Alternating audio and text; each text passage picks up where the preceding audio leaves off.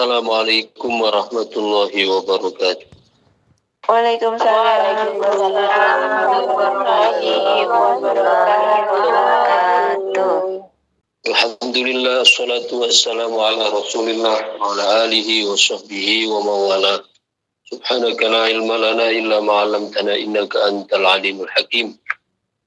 Subhanaka la fahma lana illa ma fahamtana innaka antal jawadul karim. Rabbana ftah bainana wa baina qawmina bil haqqi wa anta khairul fatihina thumma amma ba'du. Bismillahirrahmanirrahim. Kita lanjutkan pembahasan kitab Al-Hikamul Athaiyah di Sayyidina Al-Imam Ahmad Ibni Athaillah As-Sakandari. Kita sampai pada hikam yang ke 130.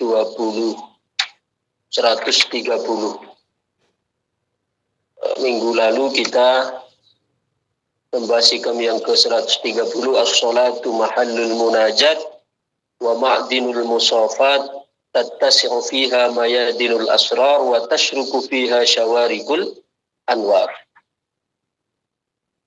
Sekarang kita lompat satu hikam ke atasnya karena terlompati kita kemarin.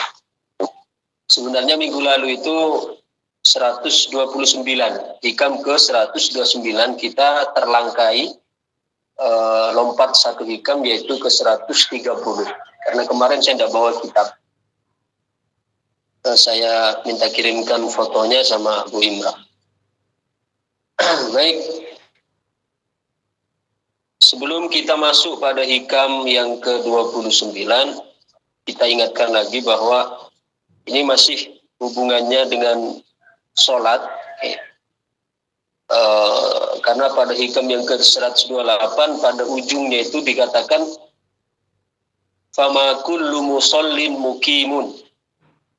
Tidak semua orang yang sholat itu mendirikan sholat. Tidak semua orang yang melakukan sholat itu mendirikan sholat. Karena saya ulangi lagi, mendirikan sholat dan mengerjakan sholat itu adalah dua hal yang berbeda. Kalau mengerjakan sholat itu adalah sekedar ya pokoknya melakukan untuk menggugurkan kewajiban. Kalau mengerjakan sholat itu asalkan memenuhi syarat rukunnya dan sudah bebas dari tanggungan. Dalam arti dia sudah tidak berdosa ketika sudah menjalankan sholat ini. Tapi kalau mendirikan sholat itu bukan hanya untuk menggugurkan kewajiban sifatnya, tapi untuk memperoleh kedekatan. Ini bedanya. Jadi kalau mengerjakan sholat itu untuk menggugurkan kewajiban, sekadar gugur kewajibannya. Sedangkan kalau mendirikan sholat itu adalah untuk memperoleh kedekatan dengan Allah Subhanahu wa Ta'ala. Maka pada hikam yang akhir, hikam ke-128 dikatakan liyakuna hammuka iqamatas shalah la wujudas shalah. Hendaklah yang menjadi tujuanmu atau yang menjadi pikiranmu adalah bagaimana dapat mendirikan sholat, bukan sekedar bagaimana dapat melakukan sholat. Fama kullu musallin muqim, karena tidak semua orang yang melakukan sholat itu disebut mendirikan.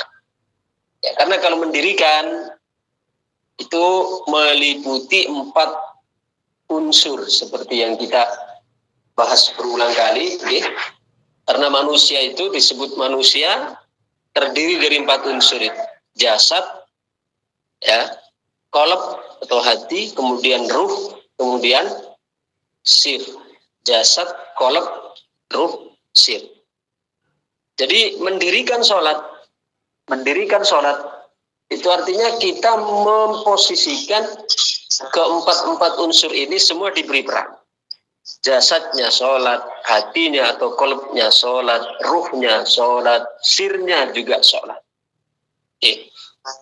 Yang mana kalau sholatnya jasad, itu apa kemarin? wudunya menggunakan air, hasilnya adalah taubat. Oke. Kemudian sholatnya qalb, wudunya adalah taubat, hasilnya adalah zuhud. Kemudian sholatnya ruh, yaitu wudunya zuhud, hasilnya adalah mahabbatullah. Sedangkan sholatnya sir, yaitu wudunya mahabbatullah dan hasilnya apa? Fana fillah. Jadi ketika keempat-empat ini sudah diberikan porsinya masing-masing, jasadnya sholat, ruh hatinya sholat, ruhnya sholat, sirnya sholat, maka itu baru disebut sebagai mendirikan sholat. Beliau mengatakan fama kullu musallin mukim. Tidak semua orang yang sholat itu disebut mendirikan sholat. Karena mendirikan sholat itu melibatkan dari 4 unsur: jasadnya, hatinya, ruhnya, dan sirnya. Baik, kita lanjut hikam yang ke-109 yang kita terlewati minggu kemarin. Bismillahirrahmanirrahim. As-salatu tuhratun lil qulubi min adnasil dzunub wastiftahun libabil ghuyub. As-salatu utawi salat iku tuhratun dadi pembersih. Iku tuhratun dadi pembersih lil qulubi maring pira-pira ati min adnasil dzunubi saking pira-pira regete dosa-dosa. Min adnasil dzunubi saking pira-pira regete pira-pira dosa. Wastiftahun lan dadi pembuka libabil ghuyubi maring pintu ghaib. Wastiftahun lan dadi pembuka libabil ghuyubi maring lawang ghaib. As-salatu tuhratun lil qulub min adnasid dzunub wastiftahun libabil ghuyub. Salat itu adalah sebagai pembersih hati dari kotoran-kotoran dosa dan sebagai pembuka dari pintu-pintu ghaib. Apa yang dimaksud sholat itu menjadi pembersih bagi hati? Karena hati kita, sebagaimana jasad itu ada memiliki maksiat, memiliki dosa, maka hati juga memiliki dosa. Memiliki dosa. Maka di dalam Quran Allah menyebutkan wadharu zahiral ismi wa batinah. Wadharu zahiral ismi wa batinah. Tinggalkanlah zahiral ismi, dosa yang zahir, wa batinah, dan dosa yang batin. Berarti dalam ayat ini secara jelas Allah menyebutkan ada dosa zahir, ada dosa batin. Sebagaimana ada amal zahir, ada amal batin. Sebagaimana ada taat zahir, juga ada taat batin. Sebagaimana ada dosa zahir, ada dosa batin. Sebagaimana ada maksiat zahir, ada maksiat batin. Maka dalam ayat ini Allah merangkum dua-duanya. Wadharu zahiral itsmi wa batin. Tinggalkanlah dosa yang zahir, dosa yang batin. Seperti sholat. Sholat, ada kaidah begini. Ini bisa sampean catat gitu. Kaidah ini penting sekali. Al-amru bisyai'i nahyun an diddi. Al-amru bisyai'i nahyun an diddi. Al-amru utawi perintah bisyai'i kelawan suwiji-wiji, perintah terhadap suatu perbuatan. Nahyun iku nahyun dadi larangan an diddihi saking sewalie al-amr. Jadi sebuah perintah untuk melakukan suatu perbuatan itu sekaligus mengandung larangan dari perbuatan sebaliknya perintah itu. Contoh ngaten. Ya, saya contohkan dalam kehidupan sehari-hari dulu. Contoh, saya mengatakan kepada Bu Imra misalnya. Ya, Bu Imra berdiri. Berdiri itu kalimatnya kalimat apa? Mengandung apa?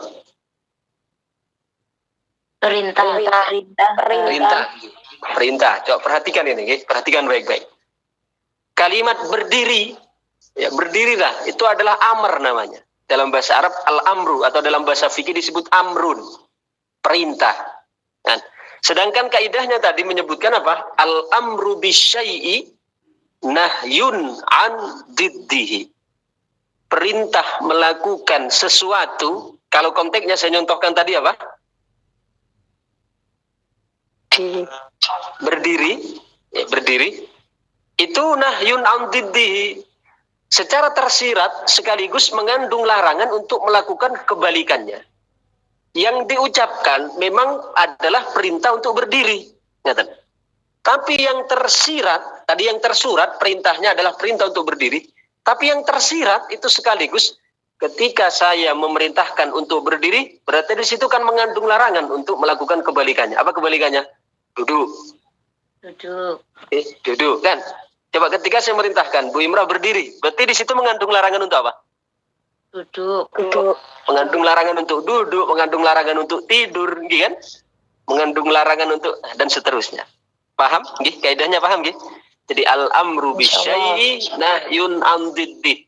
Perintah untuk melakukan sesuatu itu sekaligus mengandung larangan untuk melakukan kebalikannya. Nah, itu tadi saya memberikan contoh dalam kehidupan sehari-hari. Berdiri, perintah berdiri adalah mengandung larangan untuk duduk, untuk tidur, dan seterusnya. Walaupun tidak diungkapkan. Nah, begitu juga sekarang perintah untuk sholat misalnya. Aqimus sholat, ini kan perintah amr. Berarti sekaligus mengandung larangan untuk kebalikannya. Coba, sholat itu intinya apa? Kata Allah dalam surat, ya, ketika memerintahkan kepada Nabiullah Musa alaihissalam, wa aqimis sholata li dzikri, wa aqimis sholata li dzikri, dan dirikan sholat untuk mengingat aku. Dirikan sholat untuk mengingat Allah. Coba sekarang, perintah sholat secara tersurat itu adalah mengandung perintah untuk ingat. Berarti kalau kita tarik dengan kaidah tadi, al-amru bisyai'i nahyun an diddi, perintah terhadap sesuatu itu mengandung larangan untuk melakukan kebalikannya. Sholat itu tadi perintahnya untuk apa? Untuk mengingat Allah. Untuk ingat, untuk zikir, untuk ingat Allah. Berarti secara tersurat, secara tersirat itu mengandung larangan untuk apa? Mengingat, melupakan. Coba, sebaliknya ingat apa? Lupakan. Lupa atau lalai? Lupa atau lalai. Coba. Pelan-pelan ini saya sampaikan, karena ini memang menggunakan pendekatan kaidah usul fikih ini. Coba tadi. Larangan untuk perintah untuk berdiri. Ya, atau perintah untuk berdiri berarti larangan untuk duduk. Larangan untuk tidur dan seterusnya. Kemudian misalnya sekarang saya mengatakan makanlah, berarti larangan untuk apa? Minum. Ya, larangan untuk minum, larangan untuk berpuasa. Artinya mengandung larangan untuk sebaliknya. Nah, sekarang kalau sholat, ya, dirikan sholat, kemudian mengarah kepada kaidah tadi, al-amru bisyai'i nahyun 'an diddi, perintah untuk melakukan sesuatu adalah sekaligus mengandung larangan untuk melakukan sebaliknya. Sedangkan sholat itu pesan tersuratnya adalah wa aqimis sholata li dzikri, ya, dirikan sholat untuk mengingat aku. Berarti perintah dari dibalik larangan dari perintah sholat, yang sholat itu mengandung makna zikir, ingat, berarti larangan dibalik sholat apa? Larangan untuk apa? Melupakan. Larangan untuk ghaflah, untuk lupa Allah, untuk lalai dari Allah. Paham nggih? Insyaallah. Insyaallah. Pun. Ini saya mencontohkan dulu sholat. Kemudian sekarang kita turun ke rukun Islam selanjutnya. Sholat puasa. Puasa. Puasa itu kan perintahnya adalah kutiba alaikumus syiyamu kama kutiba alal ladzina min qablikum la'allakum tattaqun. Atau wa antasumu khairul lakum atau sumu tasihu ya, dalam hadis maupun ayatnya. Sedangkan kita tarik lagi dengan hadis ya, dengan kaidah al-amru bisyai'i nahyun amdiddi. Ya, perintah terhadap sesuatu itu adalah larangan untuk melakukan perbuatan sebaliknya. Sedangkan puasa itu apa perintah tersuratnya yang terkandung di balik puasa? Larangan untuk Coba. makan. Menahan. Perintah puasa itu makna tersuratnya apa? Perintah untuk menahan Nafsu. Jelas. Hawa nafsu. Dilarang perintah untuk menahan hawa nafsu. Berarti sekaligus ini mengandung larangan untuk apa? Secara tersirat. Makan. Bukan makannya tok. Mengumbar hawa nafsu. Sudah cerdas sebenarnya ini.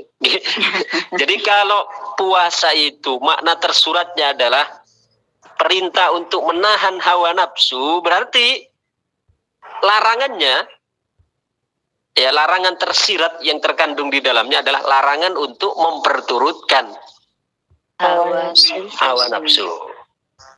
Jelaskan dengan kaidah tadi al-amru bisyai'i nahyun amdiddi. Perintah untuk melakukan sesuatu itu sekaligus mengandung larangan untuk mengerjakan perbuatan sebaliknya. Seperti perintah untuk berdiri, berarti larangan untuk duduk. Walaupun tidak disebutkan. Ya. Perintah untuk sholat, itu berarti larangan untuk lalai, untuk ghaflah. Karena sholat itu intinya adalah zikir, ingat Allah. Berarti larangan yang tersirat adalah larangan untuk ghaflah. Puasa, ya, perintahnya adalah untuk menahan diri, menahan hawa nafsu. Berarti larangan tersirat di dalamnya adalah larangan untuk memperturutkan hawa nafsu. Turun lagi sekarang. Sholat sudah, kemudian puasa sudah, sekarang zakat. Ya, zakat. Zakat itu perintahnya adalah perintah untuk apa? Membayar zakat. Perintah zakat itu makna tersuratnya apa? Perintah untuk Membayar. memberi kan? Membayar itu kan memberi. Ya. Memberi itu maknanya dermawan. Berbagi, dermawan. Coba perhatikan baik-baik. Di balik perintah zakat yang terkandung perintah tersurat yaitu dermawan, memberi, berarti kan sekaligus larangan melakukan kebalikannya. Apa kebalikannya berarti? Kikir dan bakhil. Nah, kikir dan bakhil. Jelas gak? Kikir dan bakhil. Jadi perintah zakat itu makna tersuratnya adalah memberi, berbagi, ya. Berarti makna tersiratnya adalah larangan untuk bakhil, untuk kikir, untuk medit, dan seterusnya. Terakhir sekarang haji. Kita masih berjalan atau berada di bawah naungan kaidah apa tadi? Al-amru bisyai'i nahyun andiddi. Perintah untuk melakukan sesuatu adalah mengandung larangan untuk melakukan perbuatan sebaliknya. Perintah sholat, perintahnya yang tersurat adalah perintah untuk ingat, untuk zikir. Berarti larangan yang tersirat adalah larangan untuk ghaflah, untuk lalai. Kemudian perintah dari puasa yang tersurat adalah perintah untuk menahan, melawan hawa nafsu. Berarti larangan yang tersirat adalah larangan untuk mengikuti hawa nafsu. Kemudian zakat, perintah tersuratnya adalah perintah untuk berbagi, untuk dermawan. Berarti larangannya yang tersirat adalah larangan untuk kikir, larangan untuk bakhil, larangan untuk medit. Terakhir sekarang haji. Haji itu perintah haji itu adalah perintah untuk berserah diri. Berserah diri. Karena dalam rangkaian ibadah haji itu kita perhatikan semua rangkaian dari ibadah haji itu menunjukkan makna atau nilai berserah diri. Mulai dari kita berangkat dari rumah, ya, keluar rumah menuju perjalanan itu. Doanya apa? Bismillahi tawakkaltu ala Allah. La haula wala quwata illa billah. Aku bertawakal, maknanya berserah diri kepada Allah. Karena kita ketika berangkat itu tidak tahu apakah nanti kita wafat di sana, kita masih bisa balik lagi ke rumah atau tidak. Kemudian sampai Mekot, nanti kita berganti dengan pakaian ihram yang tak berjahit berwarna putih. Putih itu juga simbol berserah diri. Sering saya sampaikan ketika dalam pergulatan atau dalam pertinjuan, ada salah satu lawan yang melemparkan handuk putih, itu tandanya apa? Lawannya menyerah, ya, sudah menyerah. Kemudian ketika Hiroshima, Nagasaki, Jepang menyerah tanpa syarat kepada sekutu, itu mengibarkan bendera apa? Bendera putih. Nah, itu karena putih, warna putih itu sebenarnya mengandung makna berserah diri. Nah, haji itu pesannya adalah pesan berserah diri. Makna tersurat dari haji itu adalah berserah diri. Wala tamutunna illa wa antum muslimun. Nah, sedangkan pesan tersiratnya sekarang di balik haji itu terkandung pesan tersurat, yaitu perintah untuk berserah diri. Berarti larangan yang tersirat dari sebaliknya berserah diri itu apa berarti? Menyombongkan diri. Ya, menyombongkan diri. Menyombongkan diri dan apa? Merasa semua milik kita. Kalau tadi kita berserah diri itu semua merasa milik Allah. Tapi kalau kita sombong itu berarti kita merasa semua milik kita. Ya. Segera milik kita. Ini makna dari al-amru bisyai'i nahyun an diddi. Perintah dari melakukan sesuatu itu adalah mengandung larangan untuk melakukan kebalikannya. Saya ulang lagi, sholat perintahnya itu zikir, untuk ingat. Berarti larangannya di balik perintah sholat, larangan untuk lalai. Kemudian puasa, perintahnya di balik puasa adalah perintah untuk menahan nafsu. Berarti larangan tersiratnya yaitu larangan untuk memperturutkan hawa nafsu. Kemudian zakat, perintah tersuratnya di balik zakat yaitu dermawan. Sedangkan larangan tersiratnya yaitu kikir, bakhil, ya, bedit dan seterusnya. Sedangkan terakhir yaitu haji, perintah tersuratnya dari haji adalah perintah berserah diri. Sedangkan makna tersirat atau larangan tersirat dari haji adalah larangan untuk sombong. Karena ketika haji kita semua diserahkan pada innal hamda wan ni'mata wal mulk la syarika lak. Sungguhnya kekuasaan, kerajaan, nikmat, pujian itu milikmu semua, ya Allah. Dikembalikan pada Allah semua. Itu ditandakan ketika sudah masuk ihram, pakai dasi, ya, pakai sepatu mahalnya, enggak, cuma dilepas. Sama bajunya, tak berjahit, warna putih semua. Tidak bisa dibedakan mana yang pejabat, mana yang rakyat, mana yang konglomerat, mana yang konglomeraat, ya, semua sama di situ. Karena innal hamda wan ni'mata lakawal mulk la syarika. Maka di sini disebutkan as-sholatu tuhratun lil qulubi min adnasid dzunub wastiftahun libabil ghuyub. Salat itu adalah sebagai pembersih dari kekotoran hati, dari dosa-dosa. Karena itu tadi maksiat itu sebagaimana ada maksiat zahir, ada maksiat batin. Sebagaimana ada ibadah zahir, ada ibadah batin. Ibadah zahir contoh apa? Ya sholat, puasa, zakat, haji. Ibadah batin apa? Ya tadi. Ibadah batin, ingat Allah, ibadah batin. Dermawan, ibadah batin. Ya. Dermawan enggak usah ibadah zahir. Tangannya yang memberi ibadah zahir. Tapi kan orang itu menggerakkan tangan untuk memberikan keluar dari hati yang dermawan, yang sahih. Kemudian menahan diri itu juga di ibadah batin, cuma mengejawantah pada zahir.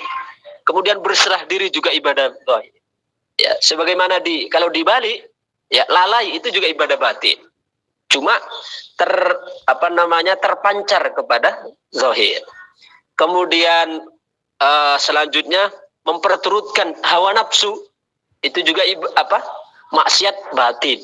Cuma memancar kepada zahir. Kemudian kikir itu juga bukan ibadah, taat atau maksiat batin, tapi memancar kepada zahir sehingga tidak mau memberi dan seterusnya. Kemudian ya sombong itu juga maksiat batin yang kemudian memancar kepada tingkah zahir. Ini as-salatu tuhratun lil qulubi min adnasidz dzunub wastiftahun libabil ghuyub. Istiftah itu artinya menjadi pembuka. Bagaimana yang dimaksud salat itu sebagai pembuka dari pintu-pintu gaib? Ya, pintu gaib di sini bukan berarti langsung terbuka menjadi seperti di film-film ya melihat alam jin, bukan itu maksudnya. Tapi yang dimaksud wastiftahun libabil ghuyub, dengan salat itu menjadi pembuka pintu-pintu gaib, artinya di situ semakin terbuka pintu keyakinannya, semakin terbuka kesabarannya, semakin terbuka ya luas hatinya, ridhonya dan seterusnya. Itu maknanya wastiftahun libabil ghuyub. Baru kemudian 130 kemarin yang kita baca, as-salatu mahallul munajat wa ma'dinul musafat. Salat itu adalah tempat munajat. Sebagai tempat munajat, ya, sebagai wasilah untuk masuk dengan Allah. Ya, karena ada ungkapan yang mengatakan, jika kamu ingin berbicara dengan Allah, ya, jika engkau ingin Allah berbicara denganmu, maka bacalah Quran. Dan jika engkau berbicara dengan Allah, maka sholatlah. Itu. Maka di sini disebut as-salatu mahallul munajat wa ma'dinul musafat, dan menjadi akar atau menjadi tempat dari kesucian, menjadi tempat filternya batin itu sholat. Tattasi'u fiha mayadinul asrar, yang dengan sholat itu menjadi lapangan tempat rahasia-rahasia. Ya, rahasia-rahasia jangan kita maknai sebagai rahasia lalu kita dapat jurus-jurus. Akan kita terkadang masyarakat Nusantara ini selalu memaknai sesuatu yang sufistik dengan sesuatu yang kelenik. Ya kan? Saya mengamalkan zikir ini khasiatnya? Nanti khasiatnya dapat kewibawaan, nanti dapat menarik benda-benda ini, nanti dapat kesaktian, nanti dapat pengasihan. Bukan itu yang dimaksud. Bisa terbang, bukan itu. Ya.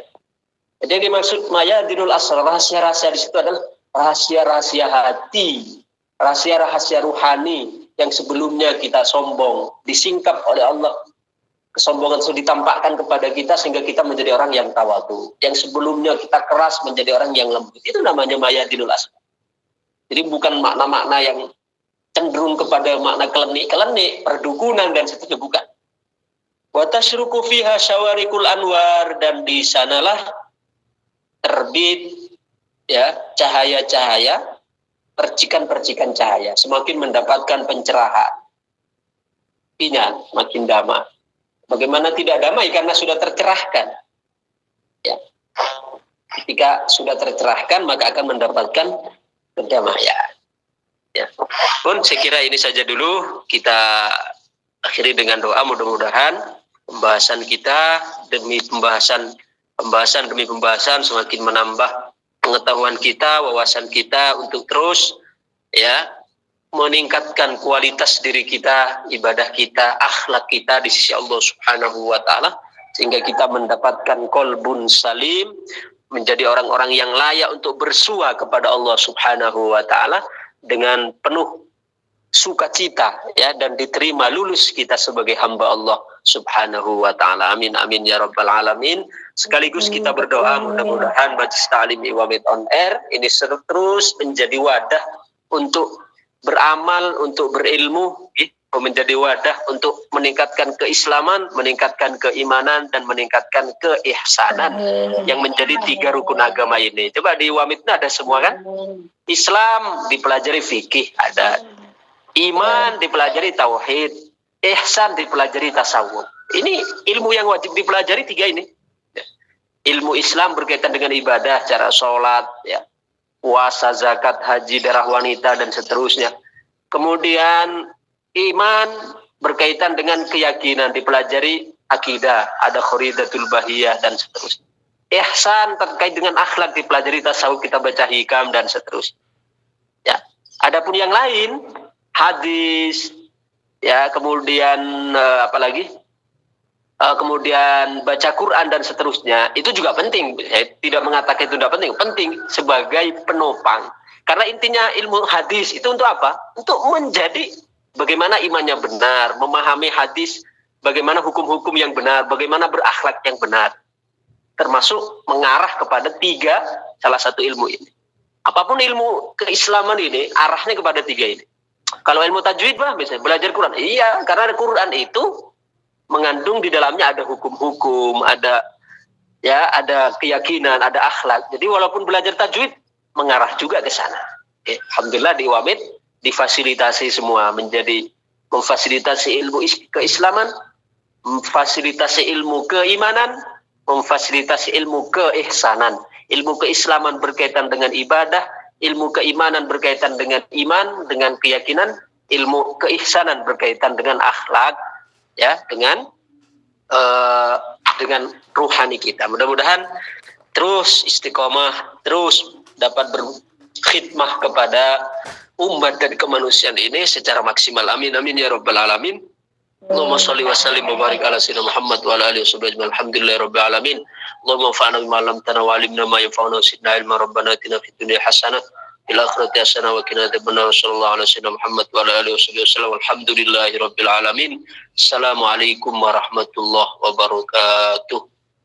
Waalaikumsalam warahmatullahi wabarakatuh.